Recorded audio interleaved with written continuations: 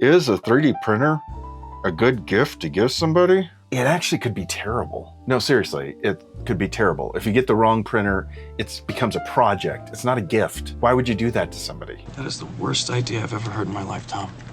Yes, it's horrible, this idea. Just because it's a 3D printer and it's modern doesn't mean it's a good gift. It's because some 3D printers require a lot of assembly and they have these tiny little print beds that limit what you can print. They're slow and they require all this maintenance and they clog all the time. Trust me, this would not make a good gift for your wife for your anniversary. Oh, a 3D printer. Thanks. But hear me out. If you get the right printer, the right features in it, dude, it's an amazing gift. And I know you're like, who really wants a 3D printer anyway? Are you kidding me? Everybody wants a 3D printer. And if they don't yet, it's because they don't know what it does yet, and I'm gonna show you what it does. Let me give you some examples. Let's say your mother loves cooking dinner for everybody right after church. Do you know how many kitchen gadgets and accessories and organizers and things that are built for the kitchen there are in the 3D printing community? Thousands, and most of them are all free. Or maybe your fishing dad loves to come home from hunting and he gets in his garage and he likes to organize things and build things with wood. I don't know why my examples are like 1950s families. Let's change this up. Let's say you have two mothers and your booze mean nothing. I've seen what makes you cheer. And one of them loves to work in the garage. You know which one loves to work in the garage. Now, garage mom loves spending hours out there, but she's always disorganized and she's got parts and pieces everywhere and nuts and bolts. She can build all these organizers for her. She can create hooks and gridfinity systems and all these things to put her tools away. There are many companies leaning into 3D printing families so that they can print accessories for the tools they already have. Or maybe your children are really pets and you love making frisbees and little toys for your animals. Maybe you have a hamster and you want to make a little gadget or something for them. That's a weird idea. Or maybe you have an asexual polyamorous daughter and you don't know what to get her for her birthday. Dude, a 3D printer is amazing. It's all natural, it's ambidextrous, it's asexual. Okay, I'm getting a little weird. I don't know why I'm going off on this.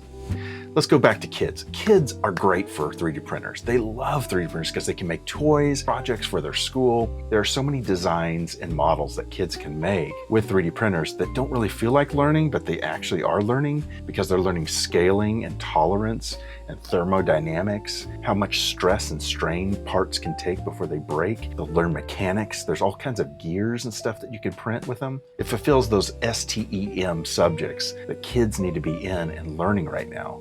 Every family is different, I get that. But you know what? I know that you know somebody in your family that loves Lego, and it's probably not even kids. Everybody loves Lego. Everybody that's cool, anyway. If you're missing a piece for your set, a lot of times you can just print it. Or you can print custom things that go along with Lego. There's a huge Lego community in the 3D printing world. And that's true for trains as well. You can print bridges and structures and all kinds of miniatures and dioramas for your train sets. And what about those uncles that love working on cars? A 3D printer works wonders for car enthusiasts because they can print decals, cup holders, vents, all kinds of latches and things like that for their cars. It's perfect for woodworkers also. It pairs really well with a lot of woodworking projects. And don't get me started about decorations. Every holiday, I love building lots of decorations for that holiday, and I add new ones every year, and I do it mostly with my 3D printer. Need a candy bucket for Halloween? Print it. Need decorations? Print them. Want a little mask for your cat to make it look like Batman? Print it. And outside of holidays, home decor has come so far with 3D printing. I love little statues that people have made. There's a lot of very organic looking structures that people are making, and vases and planters. Oh my God, the amount of planters there are out there available that are phenomenal and beautiful. Succulents and herbs and gardening. 3D printing, man. 3D printers are not just for complex, tedious science projects. I mean, when they first came out, it was kind of seen that way. Those were the people that gravitated toward them. But now there are thousands of prints and files, almost all for free, that you can download to your printer and print that other people have made to solve all kinds of things around your house, as well as support all your hobbies. All of this joy comes from having a solid, reliable printer, not just any printer. Again, if you get the wrong printer, it'll kill the joy, it'll kill the love. You want something that just works. You can print it and it just works. You can rely on it. which means we've got to talk about printers that you need to avoid. If I were sitting next to you at your computer and helping you decide, the first thing I would say is stay away from some of these cheap, small 3D printers that are like under $100 that are really marketed as starter printers. Most of them are crap. And a lot of that is because the material is really cheap, they clog a lot, they're not accurate, and they won't give your gift recipient that feeling of, oh my God, this is fun, or wow, that was just easy. They won't trust their printer. Just stay away from those.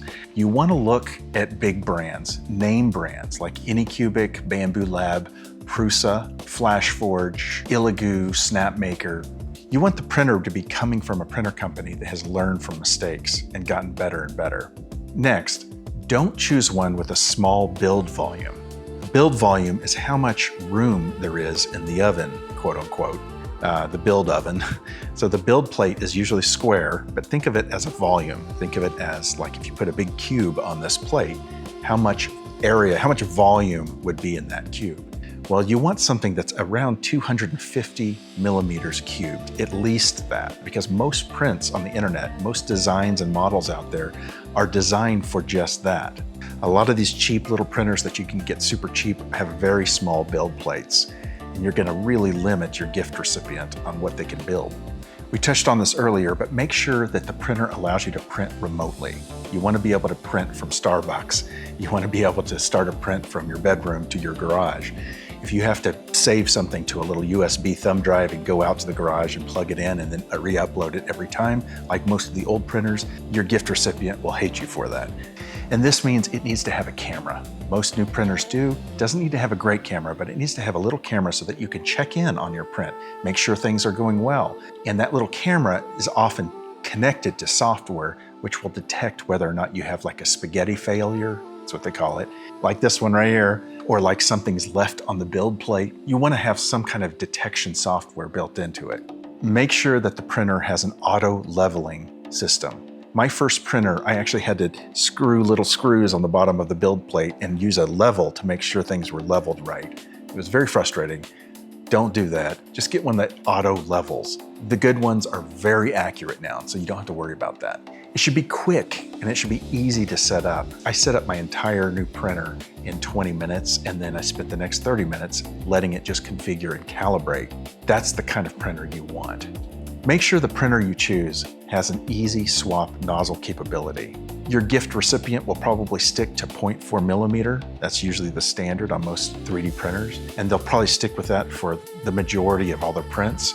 But having the ability to swap that out if it finally gets too corroded that they need to swap it, or if they want to switch over to a 0.2 or 0.6 millimeter, having an easy way of doing that is going to be a lifesaver, and you'll probably get a thank you note years down the road for considering that option.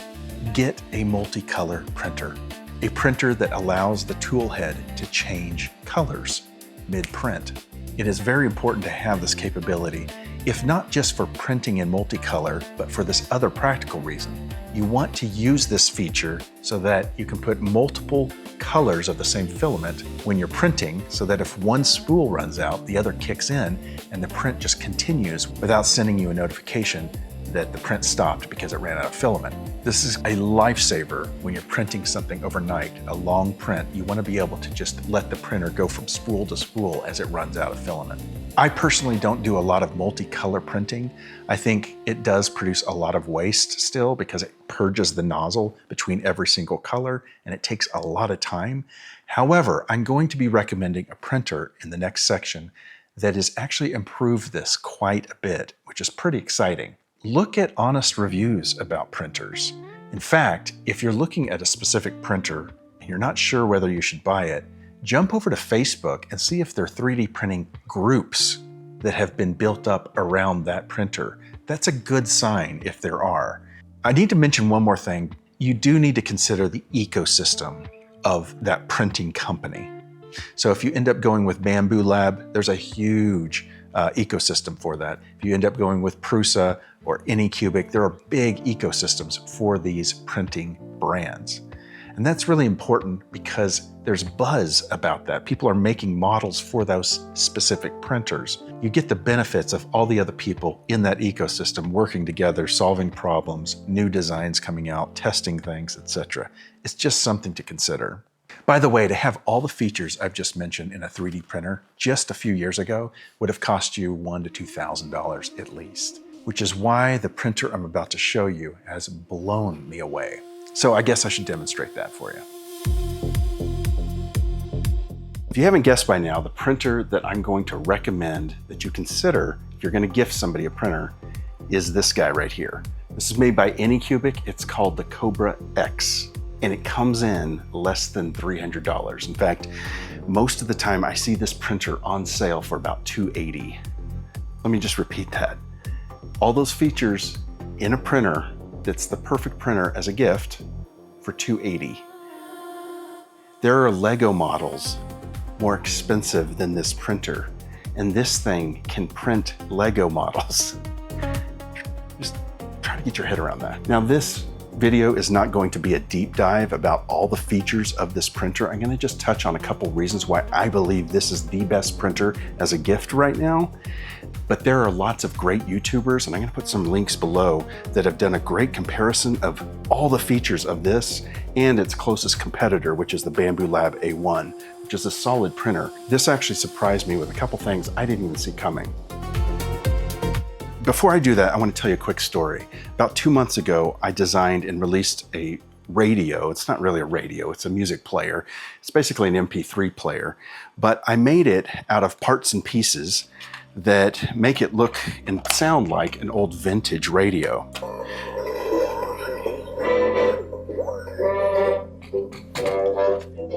And I designed this whole thing with a circuit board inside, a very rough circuit board.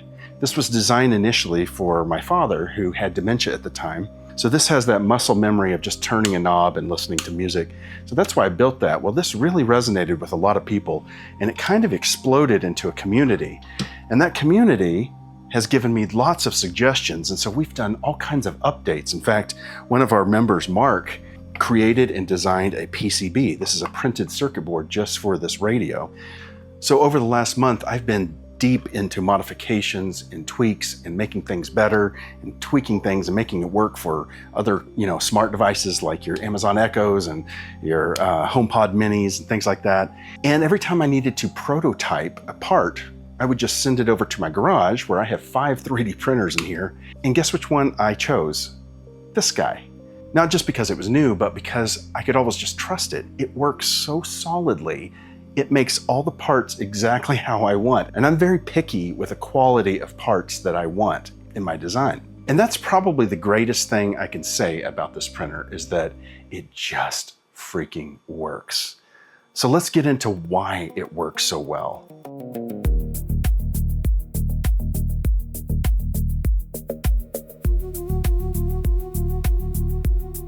Starting with the build. I had it put together and set up in about 20 minutes, and then it went through its calibration and did all its self-leveling for me, and I didn't have to do anything like that.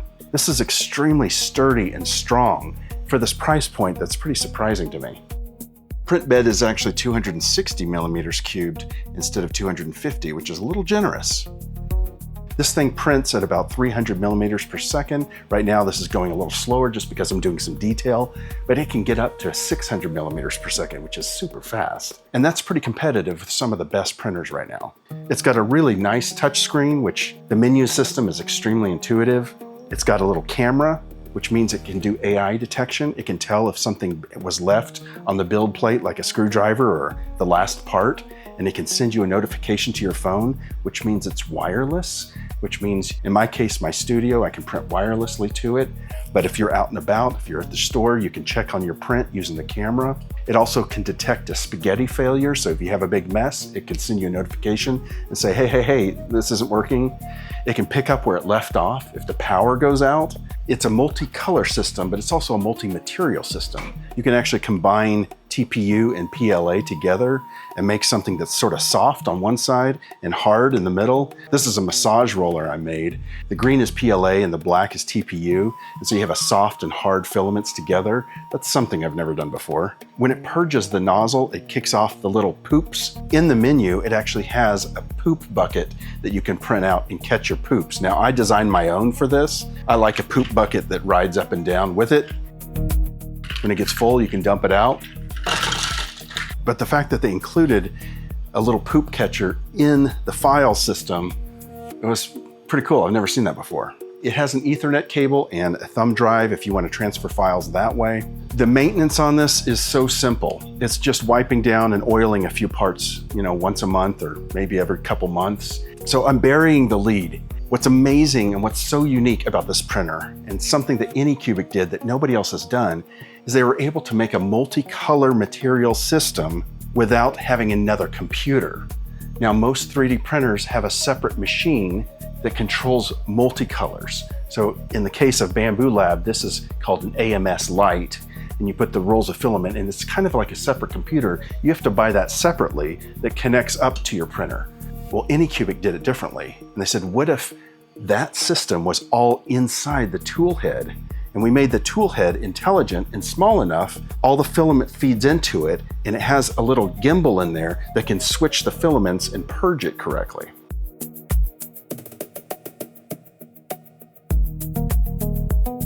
I kind of thought it was going to be gimmicky at first. It's stunningly ingenious. Without getting into the science of how that works, they were able to do it in such a way that it actually saves a massive amount of filament when you're switching filaments. Because every time you switch filaments with one nozzle, you have to purge the nozzle of the last filament. Well, this does it in a way that doesn't waste as much filament, and it's way faster. So prints that might take 20 hours on this can take you 10 hours on this. Just depends on the model, of course, and the complexity. That's a huge deal for this price point. Another cool feature is if you're using Anycubic's filament and you buy their brand, they have an RFID chip inside of their rolls. So when you run the filament across the sensor, the RFID sensor in this corner of the base, it will actually read the filament and know the color before you even feed it into the ACE. Just a nice little touch. I didn't expect that. Another thing I really appreciate about this is how easy it is to change out the nozzle. It's so easy. It's the easiest printer I've ever changed a nozzle out on. It literally is this fast. And as far as fixing a clog, when I was first trying out this printer, I did have a little clog with TPU. It's a very soft material. I think it was a user error. I don't think I was feeding it right. But because of that, it forced me to actually open this up and figure out how to unclog it.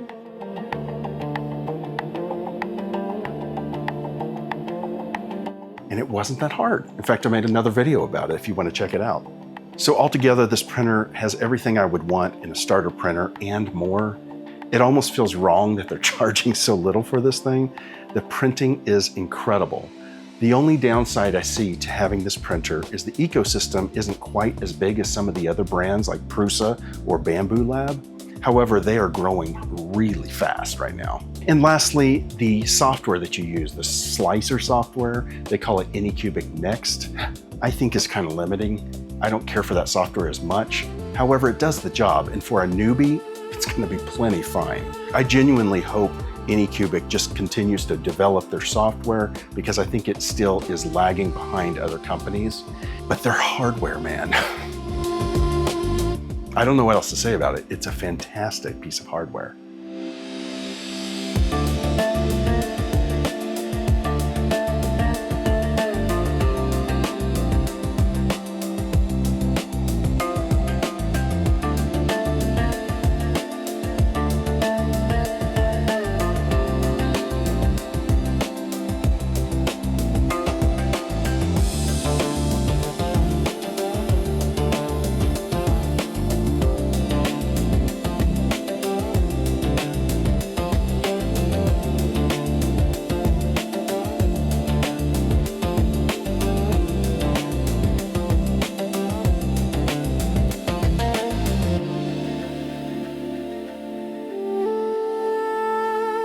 If you use my affiliate code below to purchase one of these, it will help this channel out a lot and I'll really appreciate it.